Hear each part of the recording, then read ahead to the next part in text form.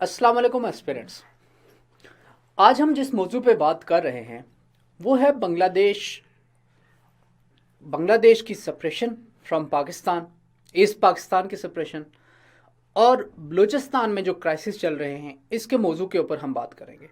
और इन दोनों ये जो दोनों इश्यूज़ हैं बांग्लादेश और बलूचिस्तान, इनके दरमियान कॉमनैलिटीज़ क्या है और डिससिमिलैरिटीज़ क्या है। हम बात करेंगे कि इसकी वजह से पाकिस्तान की नेशनल इंटीग्रेशन को किस तरह से मसला है। इशू को हम स्टार्ट करते हैं तो हम सबसे पहले देखते हैं कि पाकिस्तान 1971 में, आप जानते हैं पाकिस्तान जो है वो 1971 में डिसइंटीग्रेट हुआ। और आमतौर पे पाकिस्तान की बलूचिस्तान में पिछले 5-6 सालों में जब बलूचिस्तान में इंसर्जेंसी को हवा मिली तो और बलूचिस्तान में ये सपाटिज़म की मूवमेंट स्टार्ट हुई तो उसके बाद से पैरेलल ड्रॉ किए जाने लगे बांग्लादेश के दरमियान 1971 के हालात के दरमियान और बलूचिस्तान में जो ख़राब हालात चल रहे थे उनके दरमियान।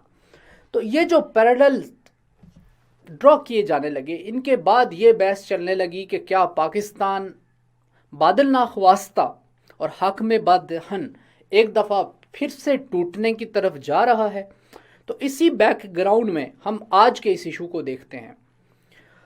1950s में अगर हम देखें तो हमें कुछ पैरेलल्स दोनों जगहों पे नज़र आते हैं। हमें स्ट्रॉन्ग सिविल और मिलिट्री ब्यूरोक्रेसी 1950s और 60s में भी नज़र आई और हमें अभी करंट कॉन्टेक्स्ट में भी नज़र आती है।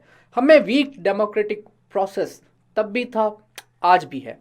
हमें लीडरशिप में गैप्स भी नज़र आ रहे हैं। 1960s में भी 1970s में भी कोई भी लीडर ऐसा नहीं था जो कि पाकिस्तान का लीडर हो। आज प्रोविंशियल लीडर्स हैं, पाकिस्तान के लीडर नहीं हैं। Sense of deprivation among these provinces Bangladesh में भी था और बलूचिस्तान में भी है। और डेवोल्यूशन का ना होना, डेवलपमेंट का ना होना और डिसेंट्रलाइजेशन का ना होना, हम इन एस्पेक्ट्स को देखेंगे कि ये किस तरह दोनों के दरमियान एक जैसे थे, बांग्लादेश के दरमियान और बलूचिस्तान। तब के बांग्लादेश में और आज के बलूचिस्तान में क्या बातें एक जैसी हैं और किन बातों का इख्तलाफ है। फेरोज अहमद जो है वो एथनिक कॉन्फ्लिक्ट और डिसइंटीग्रेशन के बारे में लिखता है कि ethnic conflict in Pakistan emerged because जो स्टेट लीडर हैं they refused to accept that these reasons were directly entirely different in culture और लैंग्वेज फ्रॉम ईच अदर। तब बंगाली का मसला था, आज बलोची का मसला है। बंगाली और बलोची कल्चर डिफरेंट हैं, लेकिन हमारे लीडर्स इस बात को समझ नहीं पाए कि डिफरेंट रीजन्स की डिफरेंट रिक्वायरमेंट्स हैं, उनको डिफरेंटली रूल करना है, हमें इनको डेवलप करने की ज़रूरत थी। हमने जो है वो अपनी स्टेट की पॉलिसीज़ का बैक यार्ड बना दिया। हम वहाँ पर शायद प्रॉक्सीज खेलने लगे। इस कॉन्टेक्स्ट में हम बात करेंगे।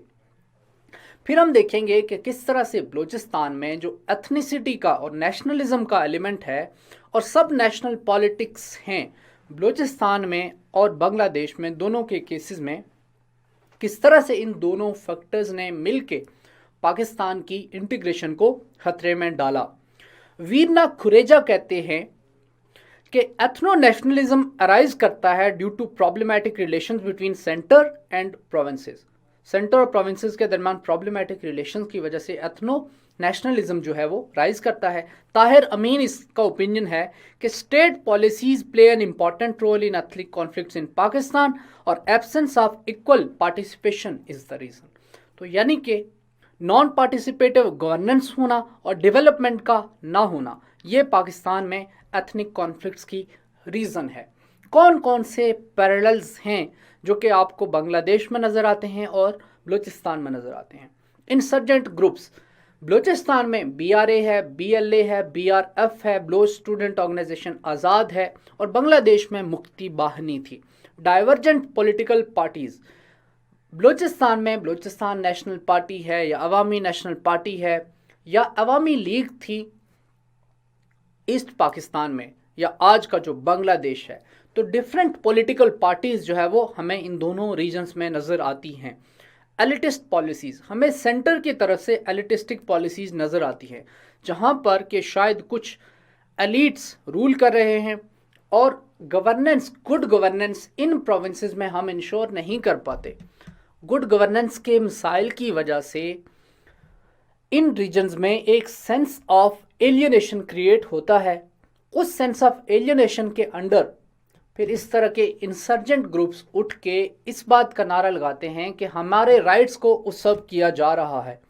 जियोग्राफिकल कॉन्टिग्विटी एक डिफरेंट एलिमेंट है। बलूचिस्तान पाकिस्तान के अंदर है, लेकिन बांग्लादेश या ईस्ट पाकिस्तान जो है वो पाकिस्तान से 2000 किलोमीटर दूर था, दरमियान में इंडिया था। ब्यूरोक्रेसी और पॉलिटिकल सिचुएशन इन 1950s में सिचुएशन बहुत ख़राब थी। 1950s में आपको पता है time and again national assembly को डिसॉल्व किया गया। 1950s में कुछ सालों में मल्टीपल प्राइम मिनिस्टर्स को बदला गया। लाहौर में एमरजेंसी लगी, फिर 1958 में मार्शल लॉ लग गया। तो 1950s का जो पॉलिटिकल अपहीवल था और बंगला और बलूचिस्तान के सिनेरियो में भी मुख्तलिफ वक्तों में पॉलिटिकल अपहीवल्स रहे। तो ये जो टर्मोइल रहा और टर्बुलेंट सिचुएशन थी पाकिस्तान की हिस्ट्री में, पाकिस्तान की पॉलिटिकल हिस्ट्री में, पाकिस्तान की डेमोक्रेसी के प्रोसेस का बार बार डी रेल होना, ये वो रीजंस थी जिनकी वजह से पाकिस्तान 1971 में डिबेकल का शिकार हुआ और बलूचिस्तान में भी क्राइसिस बढ़ते गए। लैंग्वेज मूवमेंट बांग्लादेश में बहुत ज़्यादा प्रोमिनेंट थी, बलूचिस्तान में ये इतना बड़ा फैक्टर नहीं है। और इकोनॉमिक इनइक्वालिटी, दोनों रीजन्स में इकोनॉमिक इनइक्वालिटी है। हम डिस्कवर करने की कोशिश करेंगे ईस्ट पाकिस्तान का जो सैगा है उसके क्रोनोलॉजिकल रीजंस, हिस्टोरिकल रीजंस को हम यहाँ पर ड्रॉ करने की कोशिश करेंगे। 1954 में when elected provincial government of United Front in East Pakistan was dismissed by the Governor General, 1954 में ईस्ट पाकिस्तान में वहाँ के गवर्नर जनरल ने गवर्नमेंट को डिसमिस कर दिया। इसकी वजह से बंगाल में क्या हुई, रिजेंटमेंट हुई। बंगाल में सेंटर के खिलाफ या वेस्ट पाकिस्तान के खिलाफ जो है वो एक मूवमेंट इनिशियली वहाँ पे स्टार्ट हो गई। मार्शल लॉ अयूब ने लगाया। अयूब के मार्शल लॉ की कोशिश के बाद अयूब ने इंटीग्रेशन की कोशिश की। 1 यूनिट एस्टेब्लिश कर दिया गया 1950s में। काउंसिल ऑफ इंटीग्रेशन जो है वो दोनों रीजन्स में एस्टेब्लिश की गई, ईस्ट पाकिस्तान में और वेस्ट पाकिस्तान में। और compulsory interwings posting of civil officers और कल्चरल एंड स्टूडेंट एक्सचेंजेस शुरू कर दिए। तो इस तरह के एक्टिविटीज़ के थ्रू अयूब ने कोशिश की कि ईस्ट पाकिस्तान और वेस्ट पाकिस्तान के दरमियान जो डिफरेंसेस का गैप है उसको कम किया जाए। अयूब एरा में ही हम देखते हैं कि इंडस्ट्रियलाइजेशन और मॉडर्नाइजेशन की वजह से इकोनॉमिक डेवलपमेंट हुई। पाकिस्तान के 5 ईयर प्लान्स ने उस डेकेड में, 60s की डेकेड में बहुत अच्छी तरह से परफॉर्म किया। लेकिन इस डेवलपमेंट की ट्रेजेक्ट्री में बंगाल कहीं या ईस्ट पाकिस्तान कहीं पीछे छूट गया और उसकी वजह से बंगालीज फर्दर हमसे एलियनेट होते रहे।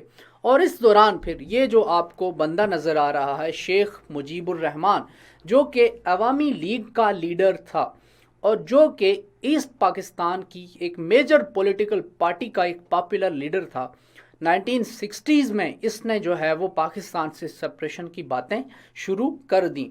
इसका जो है वो 6 पॉइंट फार्मूला जो इसने 1966 में दिया अवामी लीग के हेड के तौर पे और डिमांड किया पाकिस्तान की गवर्नमेंट से कि उनको एक्सेप्ट किया जाए 6 पॉइंट्स को और इम्प्लीमेंट किया जाए। ये इसके 6 पॉइंट बहुत ज़्यादा पॉपुलर हुए। फिर हम देखते हैं कि शेख मुजीब के अंडर अवामी लीग ने ही 1970s में इलेक्शन में पार्ट लिया और मेजॉरिटी विन की। मुजीब के जो 6 पॉइंट्स थे इनको हम देखते हैं कि ये क्या थे। अब इंटरेस्टिंगली आपको ये बात समझने की ज़रूरत है, जब आप ये 6 पॉइंट्स पढ़ेंगे तो आपने 2 बातें जहन में रखनी हैं कि ये किस हद तक ये 6 पॉइंट्स ऑटोनॉमी और इंडिपेंडेंस की बात करते हैं और किस हद तक ये 6 पॉइंट्स सेपरेशन की बात करते हैं। आपने इनको पढ़ते हुए ये समझने की कोशिश करनी है कि क्या ये सेपरेशन की बात करते हैं या ये एक प्रोविंस की, एक मुल्क के अंदर ऑटोनॉमी की बात करते हैं। तब आपको डिफरेंस क्लियर हो जाएगा। There would be a federal parliamentary system based on direct adult franchise and representation of provinces would be on the basis of population in the federal legislature. Population की base के ऊपर representation हो, बिल्कुल सही बात लग रही है। तो पहला पॉइंट जो है वो कोई प्रॉब्लमेटिक नहीं है। Second, federal government will be restricted only to foreign affairs, defence and currency, and even regarding foreign affairs the dealing of economic matters would rest with the provinces. Again somewhat problematic. क्यों? Defence currency और foreign affair centre के पास हूं, लेकिन foreign affairs और economic matters को जो है वो प्रोविंसेस का उसमें अख्तियार हो, तो अब इसमें आई थिंक एक म्यूचुअल एग्रीमेंट प्रोविंसेस के दरमियान और फेडरेशन या सेंटर के दरमियान सेट किया जा सकता था। तो ये इशू भी, जो सेकंड पॉइंट है, वो भी पार्टली प्रॉब्लमेटिक है, बट इंटायरली प्रॉब्लमेटिक नहीं है, क्योंकि हमने 18th अमेंडमेंट के थ्रू भी प्रोविंसेस को अथॉरिटी और प्रोविंसेस को पावर्स या सब्जेक्ट्स डिवॉल्व करने की कोशिश की है।